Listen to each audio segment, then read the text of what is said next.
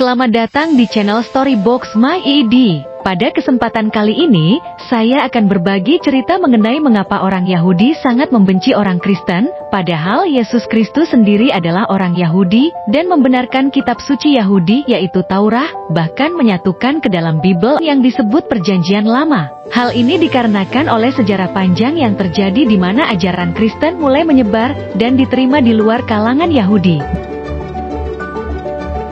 Dengan berkembangnya agama Kristen ke Eropa, terutama setelah Kristen menjadi agama resmi di Kekaisaran Romawi, sejak tahun 313 Masehi, bangsa Eropa yang kala itu dipimpin oleh Kaisar Romawi sering melakukan persekusi terhadap kaum Yahudi, karena semakin meruncingnya perbedaan interpretasi terhadap Yesus itu sendiri. Puncak dari adanya permusuhan ini adalah terjadinya peristiwa Holocaust di mana bangsa Eropa Kristen yang dipimpin oleh Jerman melakukan pembantaian atau genosida terhadap orang Yahudi yang menewaskan sekitar 6 juta orang Yahudi. Selanjutnya bangsa Yahudi yang terusir dari Eropa mengungsi untuk mencari perlindungan ke berbagai negara, namun selalu ditolak. Salah satu peristiwa yang mencolok adalah insiden kapal MS St. Louis pada tahun 1939, di mana 907 pengungsi Yahudi ditolak oleh Kuba, Kanada. Bahkan Amerika juga menolaknya yang mengakibatkan lebih dari 250 dari mereka akhirnya tewas.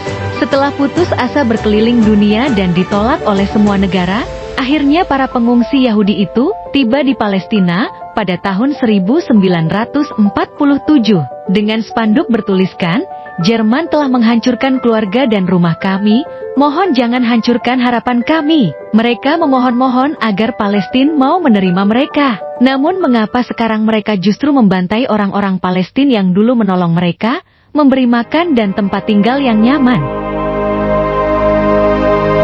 Sejarah hubungan antara Kristen dan Yahudi adalah kisah yang sering kali tragis. Meskipun keduanya berasal dari akar yang sama, jalur sejarah mereka telah membawa mereka ke arah yang sangat berbeda. Awalnya, Kristen muncul dari lingkungan agama Yahudi, tetapi seiring waktu, perbedaan teologis dan interpretasi agama memunculkan garis pemisah yang tegas dan mendalam.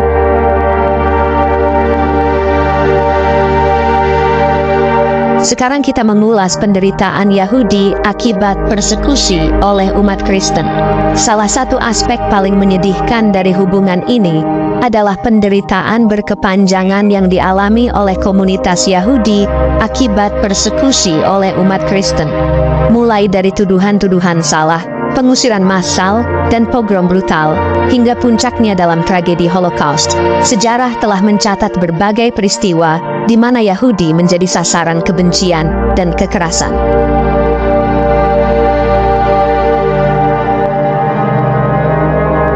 Persekusi ini tidak hanya terjadi dalam bentuk fisik, tetapi juga melalui diskriminasi sistematis dan pengucilan sosial. Di berbagai tempat dan waktu, Yahudi telah dihadapkan pada undang-undang yang mengekang, pembatasan ekonomi, dan pengasingan dari masyarakat umum. Seringkali, tindakan-tindakan ini dilakukan dengan mengatasnamakan agama atau dibenarkan oleh interpretasi keagamaan yang salah.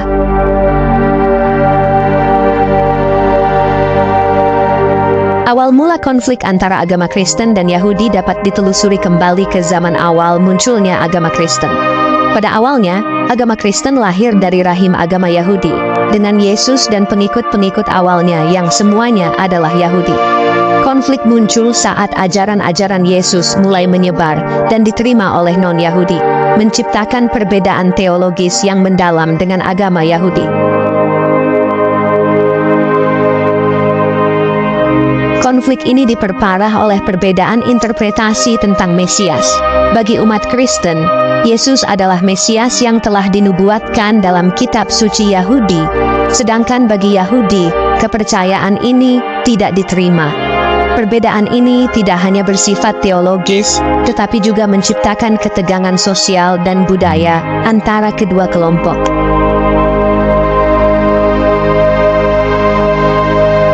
Inilah awal persekusi oleh umat Kristen. Dengan berkembangnya agama Kristen dan terutama setelah menjadi agama resmi di Kekaisaran Romawi pasca Edik Milan pada tahun 313 Masehi, kekuatan dan pengaruh Kristen meningkat secara signifikan. Sayangnya, Peningkatan ini seringkali diikuti dengan tindakan persekusi terhadap komunitas Yahudi. Persekusi ini mengambil berbagai bentuk, mulai dari diskriminasi hukum, pengucilan sosial, hingga tindakan kekerasan fisik.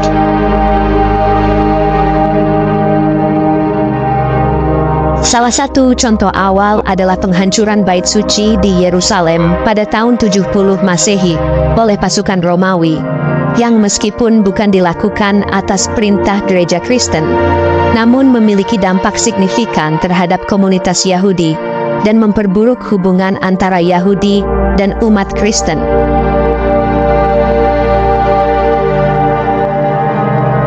Dampak awal dari persekusi ini terasa dalam berbagai aspek kehidupan Yahudi. Secara sosial dan ekonomi, Yahudi seringkali ditempatkan pada posisi marginal dalam masyarakat. Secara keagamaan, mereka menghadapi pembatasan dalam praktik ibadah dan terkadang dipaksa untuk mengkonversi agama mereka.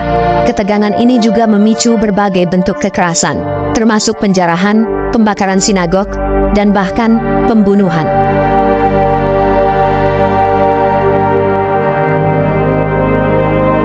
Persekusi ini menciptakan luka yang mendalam dalam komunitas Yahudi, memberikan dampak jangka panjang yang terus terasa hingga era modern.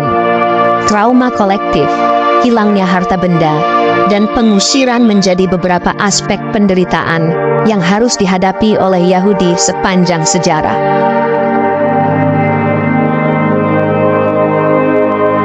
Pada era Romawi, khususnya setelah agama Kristen menjadi agama resmi Kekaisaran Romawi, kebijakan terhadap Yahudi mulai berubah.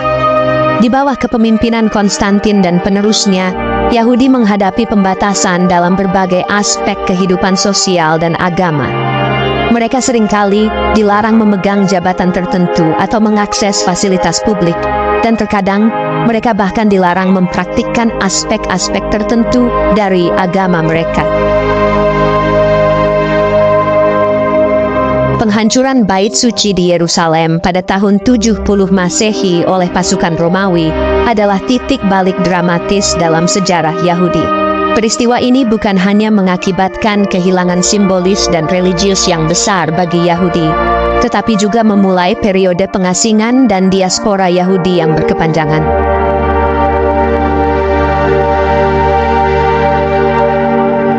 Di Eropa abad pertengahan, persekusi terhadap Yahudi seringkali dilakukan dengan tuduhan yang tidak berdasar dan kejam. Tuduhan darah, misalnya, adalah kepercayaan palsu bahwa Yahudi menggunakan darah orang Kristen untuk ritus agama mereka. Tuduhan ini berulang kali memicu pogrom, serangan kejam terhadap komunitas Yahudi yang seringkali melibatkan pembunuhan massal dan penghancuran properti.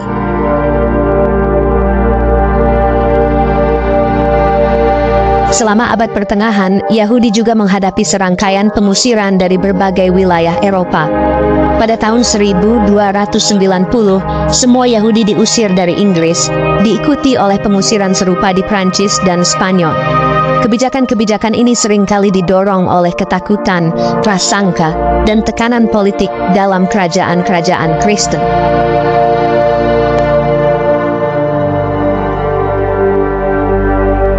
Gereja memiliki peran yang signifikan dalam mempromosikan persekusi Yahudi. Dari khotbah hingga dekrit, banyak pemimpin gereja menyebarkan pandangan anti-Yahudi yang membenarkan dan bahkan mendorong tindakan diskriminatif dan kekerasan terhadap Yahudi.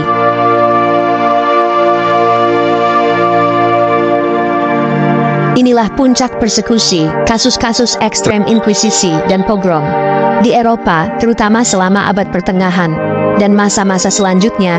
Inkuisisi menjadi simbol kekejaman ekstrem terhadap Yahudi. Diprakarsai oleh gereja Katolik, inkuisisi bertujuan untuk memurnikan kepercayaan dari apa yang dianggap sebagai bidah, termasuk praktik Yahudi. Yahudi yang tidak mau berpindah agama seringkali menghadapi penyiksaan, pengadilan yang tidak adil, dan eksekusi.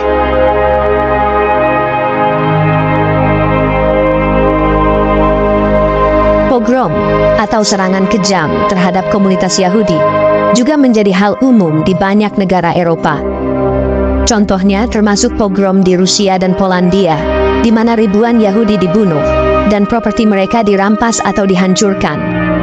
Pogrom ini seringkali didorong oleh tuduhan-tuduhan palsu dan didukung atau dibiarkan oleh otoritas lokal.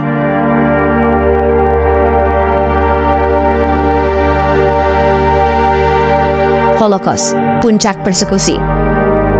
Meskipun Holocaust di masa Perang Dunia II dilakukan oleh rezim Nazi Jerman yang motivasinya bukan secara langsung atas dasar agama Kristen, peristiwa ini tetap merupakan contoh paling ekstrim dari kebencian terhadap Yahudi.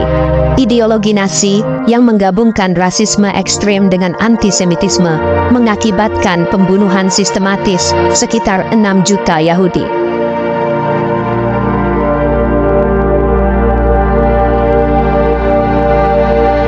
Holocaust adalah akumulasi dari sentimen anti-Yahudi yang telah berakar lama di Eropa. Pengaruh sejarah persekusi agama yang dilakukan oleh umat Kristen terhadap Yahudi tidak dapat diabaikan dalam konteks penyebaran ideologi antisemitik yang memungkinkan terjadinya tragedi ini.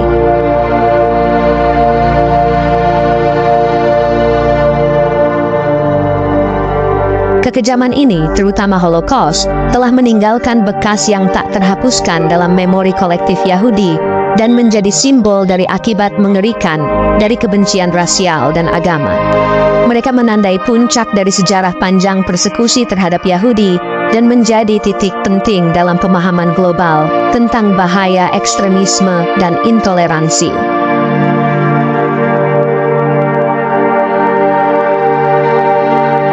Persekusi yang dialami oleh Yahudi selama berabad-abad telah meninggalkan luka mendalam, baik secara fisik maupun emosional. Trauma kolektif yang ditimbulkan oleh pengalaman seperti pogrom, pengusiran, dan Holocaust tidak hanya berdampak pada mereka yang secara langsung mengalaminya, tetapi juga diturunkan ke generasi berikutnya. Kehilangan anggota keluarga, teman, dan komunitas, serta penghancuran tempat-tempat ibadah dan pusat-pusat kebudayaan Yahudi telah meninggalkan rasa duka yang mendalam dan berkepanjangan.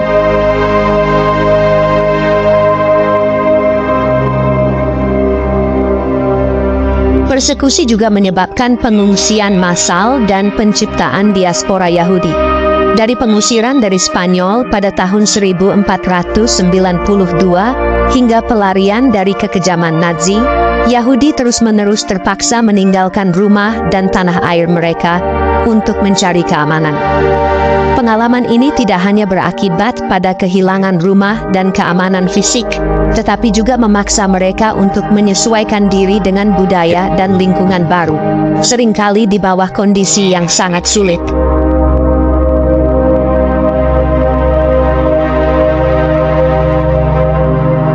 Persekusi berabad-abad juga telah memberikan dampak yang signifikan terhadap posisi sosial ekonomi Yahudi.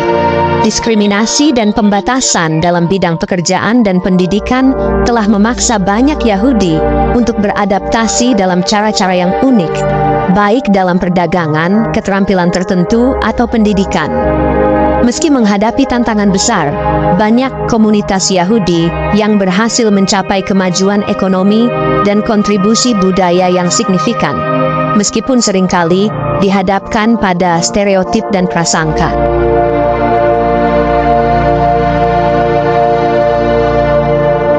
Secara psikologis, persekusi yang berkepanjangan telah mengakibatkan rasa ketakutan dan ketidakamanan yang mendalam.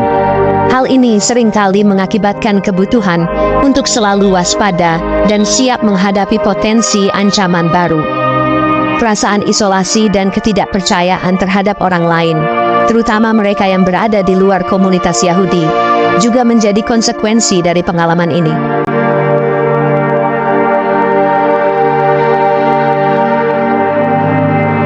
Melihat sejarah panjang penderitaan Yahudi ini adalah suatu kewajaran Yahudi menyimpan kebencian mendalam pada umat Kristen.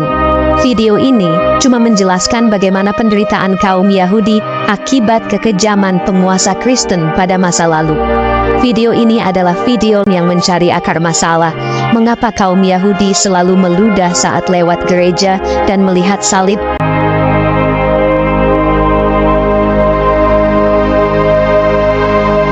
Dalam memandang kaum Yahudi, Kita harus bisa membedakan antara Yahudi dan Zionis.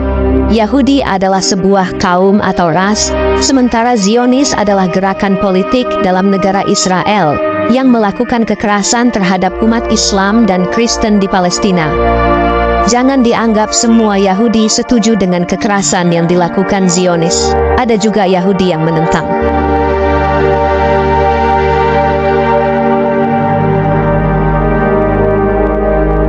Jangan pula dianggap yang menjadi korban di Palestina hanya umat Islam, tapi banyak juga umat Kristen di Palestina yang menjadi korban kekerasan Zionis. Bahkan Islam dan Kristen di Palestina saling bahu-membahu berjuang bersama untuk bisa bertahan dari kesewenang-wenangan Zionis.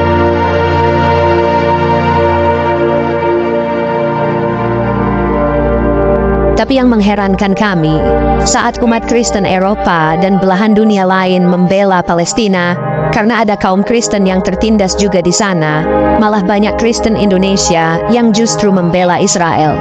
Ini adalah sebuah ironi yang membagongkan.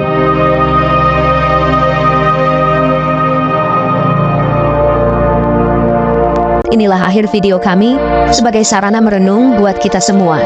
Semoga video ini bermanfaat. Bagikan jika Anda menyukainya, jangan lupa subscribe untuk mendapat update video terbaru kami. Sampai jumpa pada video berikutnya.